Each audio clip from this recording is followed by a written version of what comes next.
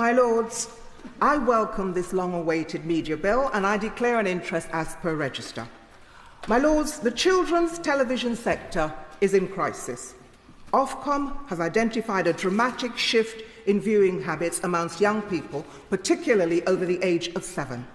This, together with long-term reduction in commissioning of original UK content for children, has led to a situation in which children and young people are essentially lost to public service broadcasting. However, my Lords, this media bill does not address these issues. The media bill should focus on the spaces where children are watching media now, not the spaces they have deserted. My Lords, we need to ensure our children can find public service content in places they are now spending their screen time, which is on non-child-friendly, unregulated platforms. My Lords, this crisis largely affects school-aged children, where the migration of audience to online services has reached alarming levels. My Lords, high-quality preschool content is relatively robust because parents control viewing on on-demand services such as CBeebies and Channel 5's Milkshake.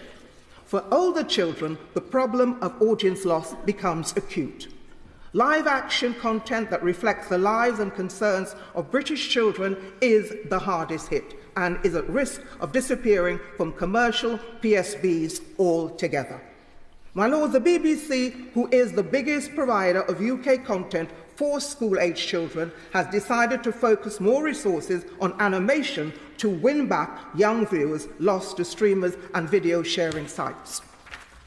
The Children's Media Foundation's recent consultation revealed that the kids' audience are no longer finding relevant, targeted UK public service content, so they're flocking to services such as YouTube, TikTok, watching adult content.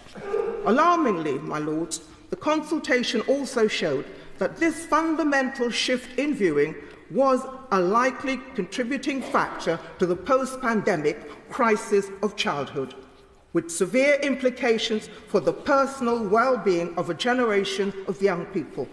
The lack of relevance or connection in the content contributes to a sense of isolation and increases levels of anxiety and mental health challenges.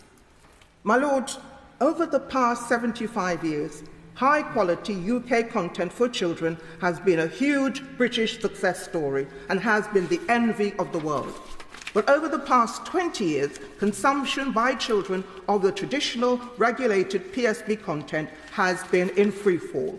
This is partly due to the explosion of choice children have in their own hands via new devices and new platforms, together with the 2007 ban on advertising HFSS foods to children, which saw commercial PSB investment in children's content decline by 40% over the following decade. Children have deserted PSB Kids TV because they easily can, and because of affordability of technology and having controls in their own devices.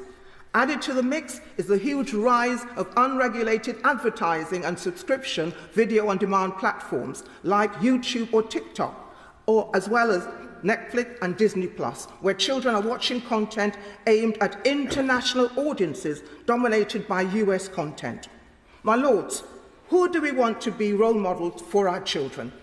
Influencers and extremists on social media, or the diverse and inclusive performers and characters on public service children's television? So, my Lords, what is the answer?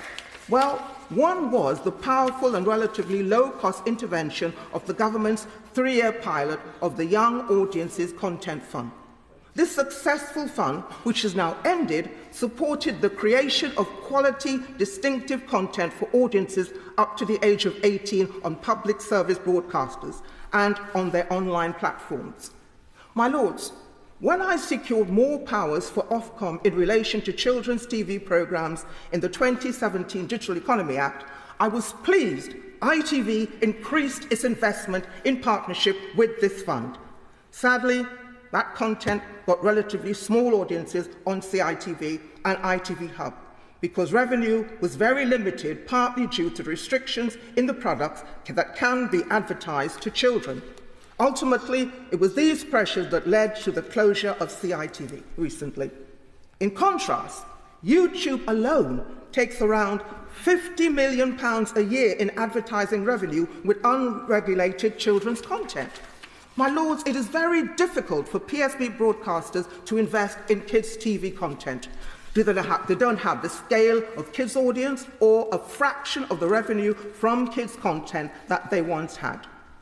My lords, this can only be addressed by public funding from one form or another, without top-slicing the licence fee, perhaps with an enhanced tax incentive, a levy on streamers and online services, lottery funding or public funding from appropriate sources. My lords, we need regulation to ensure prominence for content rather than services on video sharing platforms. So the bill should empower Ofcom to consider not only the extension of prominence regulation for PSB services on streaming on demand platforms or smart TVs, but also on video sharing platforms using algorithms and recommendation systems. Perhaps the government should consider a public service algorithm to give prominence to certified regulated content. I'll be interested to hear the Minister's views on this idea. My lords, let's take this golden opportunity to make the media bill more future-focused on our children's media reality by reflecting what young people are already doing, which needs support and regulation with a public service system fit for the 21st century. Because, my lords, once the last children have totally abandoned unregulated broadcast television for an unregulated media landscape full of content with little relevance to their lives, a vital part of the fabric which contributes to quality of life in the UK will be irretrievably lost.